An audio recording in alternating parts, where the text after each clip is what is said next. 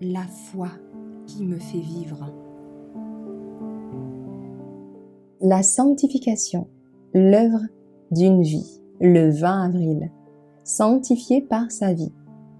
C'est pour eux que je me sanctifie moi-même, afin qu'eux aussi soient sanctifiés par la vérité. Jean 17, verset 19. La justice par laquelle nous sommes justifiés est imputée. La justice par laquelle nous sommes sanctifiés est communiquée.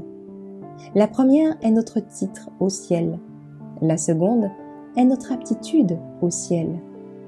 Beaucoup commettent l'erreur d'essayer de définir minutieusement les points de distinction entre la justification et la sanctification. Dans les définitions de ces deux termes, ils apportent souvent leurs propres idées et spéculations.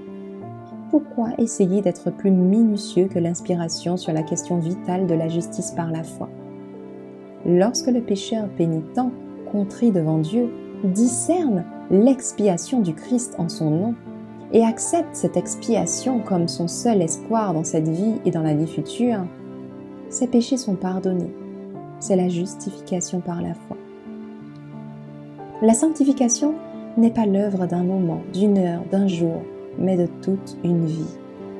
Elle ne s'acquiert pas par une heureuse envolée de sentiments, mais elle est le résultat d'une mort constante au péché et d'une vie constante pour le Christ. Les efforts faibles et intermittents ne permettent pas de redresser les torts ni d'opérer des réformes dans le caractère. Ce n'est qu'au prix d'efforts longs et persévérants, d'une discipline rigoureuse et d'un conflit sévère que nous vaincrons. Elle, la sanctification, n'est pas simplement une théorie, une émotion ou une forme de mots, mais un principe vivant, actif, qui entre dans la vie de tous les jours.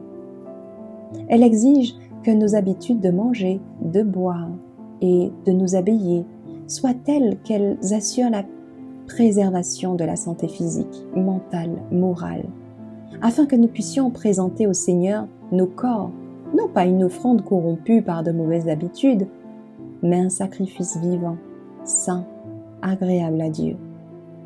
Les Écritures sont le grand agent de la transformation du caractère. Si on étudie et on lui obéit, la parole de Dieu agit dans le cœur en soumettant tout attribut impie. La sanctification instantanée n'existe pas. La véritable sanctification est une œuvre quotidienne qui se poursuit aussi longtemps que dure la vie.